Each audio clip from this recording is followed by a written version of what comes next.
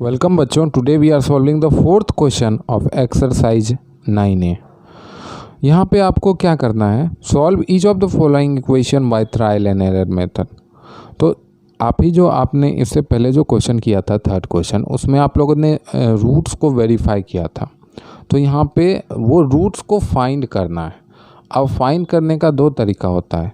एक तो आप सिंप्लीफाई करके करो, जैसे यहाँ पे y + 9 = 13 है, तो y को आप इंडिपेंडेंट करोगे, 9 को उधर भेज के राइट हैंड साइड में, तो वो 30 y को उधर भेजोगे तो 13 - 9, तो इसका वैल्यू 4 आ जाएगा। अब जब आपको ट्रायल एंड एरर मेथड बोले तो आपको क्या करना है, उस मेथड से उस रूट की वैल्यू निकाल लेनी है। कॉपी पे नहीं लिखानी है, रफ पेज में या पीछे में कहीं पे या क्वेश्चन पेपर में आपको उसका जो है वैल्यू निकाल लेना है। तो ये तो ऑरल है, देखो 9 को उधर भेजे, 13 - 9 तो y = 4। अब क्या करना है, आपको 3 वैल्यू पुट करके दिखा देना है एग्जामिनर को कि हाँ हम देखो y की वैल्यू 2 पुट करके रखे, तो देखो 2 पुट किए तो 2 + 9, अब 2 + 9 की वैल्यू 11 आएगी, 11 = 13 तो नहीं होगा, ये भी नहीं हुआ। ट्रायल एंड एरर का मतलब ये होता है कि तुक्के से कुछ नंबर रखे और एक लग गया, तो तुक्के से कितना रखते रह जाओगे।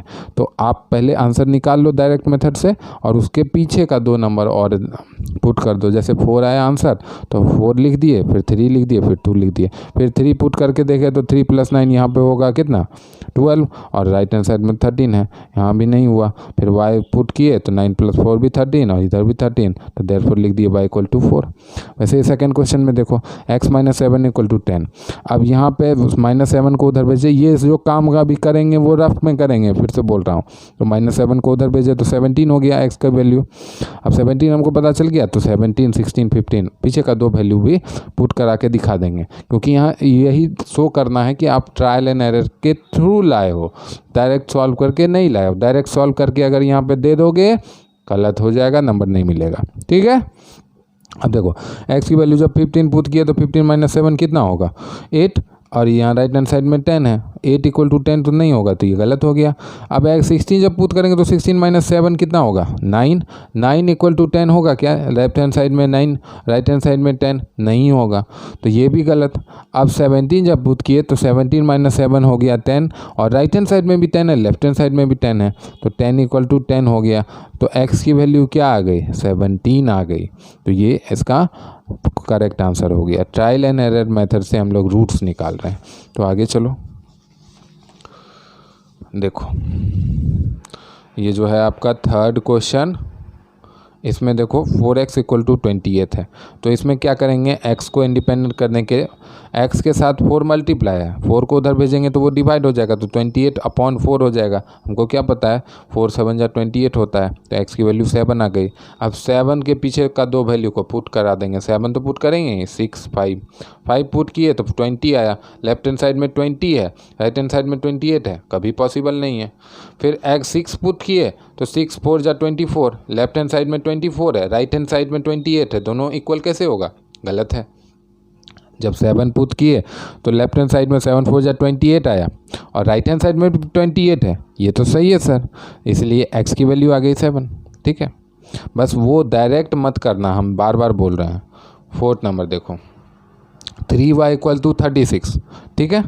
अब y को इंडिपेंडेंट करने के लिए 3 को उधर भेजे तो वो डिवाइड हो जाएगा। अब क्या पता है हमको, 12 × 3 = 36 होता है, तो y की वैल्यू 12 निकल गई। 12 पुट करा दो, 11 पुट करा दो, 10 पुट करा दो, 10 पुट कराएंगे तो 30 आएगा, लेफ्ट हैंड साइड में 30, राइट हैंड साइड में 36, पॉसिबल है नहीं है। इसमें पुट करा 11 तो 3 × 11 हो गया 33, लेफ्ट हैंड साइड में 33, राइट हैंड साइड में 36, पॉसिबल है नहीं है। तो वैसे ही y की वैल्यू पुट करा देंगे 12, तो 12 × 3 = 36, लेफ्ट हैंड साइड में 36, राइट हैंड साइड में 36, करेक्ट। तो x की वैल्यू क्या आ गई, 12। अब देखो फिफ्थ क्वेश्चन, 11 + x = 19, ठीक है। अब यहाँ भी निकाल लेते हैं, रफ में निकालोगे, ये 11 को उधर भेज दोगे तो x = कितना हो गया, 19 - 11, 19 - 11 कितना हो जाएगा, 8 हो जाएगा सर। तो 8 तो पुट कराएंगे, 7, 6 भी पुट करा देंगे, क्योंकि 3 हमको वैल्यू दिखाना है। तो x इक्वल टू 6 जब पुट करोगे तो 11 प्लस 6 हो जाएगा 17। 17 इक्वल टू 19 कैसे होगा सर? लेफ्ट हैंड साइड में 17 है, राइट हैंड साइड में 19 है, ऐसा पॉसिबल कैसे है? तो ये रॉन्ग है। 7 जब पुट किए तो 18 इक्वल टू 19 होगा क्या सर? नहीं होगा, ये भी रॉन्ग है। तो जब 8 पुट करेंगे तो यहाँ पे 11 प्लस 8 19, लेफ्ट हैंड साइड में भी 19, राइट हैंड साइड में भी 19, ये तो सही है सर। तो x की वैल्यू क्या आ गई? 8 आ गई। ठीक है बेटा। 6 नंबर देखो, x/3 इक्वल टू 4। ठीक है, अब इसकी वैल्यू क्या होगी? x को इंडिपेंडेंट करेंगे, ये डिवाइड में था उधर जाएगा तो मल्टीप्लाई होगा, x इक्वल टू 12 आ जाएगा। तो 12 तो पुट करेंगे ही, पीछे का दो वैल्यू भी पुट करवा दो, 11 और 10। जब 10 पुट करोगे तो 10/3 इक्वल टू 4 कभी नहीं होगा, क्योंकि ये जो इसका क्वेश्चन है वो डेसिमल में आएगा, ये तो 4 है। फिर यहाँ पे 11 जब पुट करोगे 11 माइनस 3 कम्प्लीटली डिवाइड तो होगा नहीं, ये डेसिमल में आएगा, इधर 4 है, दोनों इक्वल कभी हो नहीं सकता। फिर जब 12 पुट करोगे तो 12/3, 3 4 जा 12 होता है, यहाँ भी 4 आ गया, यहाँ भी 4 आ गया, इसका मतलब क्या? इसका जो रूट है वो क्या है? 12 है। देखो 7th question, 2x minus 3 equal to 9। अब देखो 3 को उधर भेजे तो 9 प्लस 3 12 हो गया, फिर 2 को इधर से यहाँ लाए तो 12/2 हो गया। तो x equal to 6 is the final answer. ये काम आप रफ में कर लोगे। उसके बाद x को पुट कराओगे, 5 को पुट कराओगे, 4 को पुट कराओगे। ठीक है, 4 को पुट कराओगे तो देखो 2 × 4 - 3 यानी 8 - 3 5, लेफ्ट हैंड साइड में 5, राइट हैंड साइड में 9, कैसे होगा सर? गलत है। फिर 5 पुट कराएंगे तो 10 - 3 होगा 7, इधर 7 उधर 9, कैसे होगा सर? 6 पुट कराएंगे तो 12 - 3 9, 9 आया यहाँ भी, 9 आया यहाँ भी, ये तो हो गया सर। तो x इक्वल टू 6 है। ठीक है, ठीक है। अब 8th क्वेश्चन देखो, half 1/2 multiply x plus 7 equal to 11। तो रफ साइड में तुम कर लोगे, 7 को उधर ले जाओगे तो कितना हो जाएगा? कितना हो जाएगा बताओ? 4 हो जाएगा। ठीक है, उसके बाद ये जो 1/2 है, ये 2 को उधर भेजोगे तो मल्टीप्लाई हो जाएगा, तो आंसर आ जाएगा 8। तो 6 पुट कराओगे, 7 पुट कराओगे, 8 पुट कराओगे, 6 और 7 में नहीं लगेगा, 8 में दिखा दोगे कि हाँ यहाँ भी 11 है, यहाँ भी 11 है, therefore x equal to 8। 9 number में देखो 2y plus 4 equal to 3y। तो यहाँ पे इसकी वैल्यू जो निकालोगे तो कैसे निकालोगे?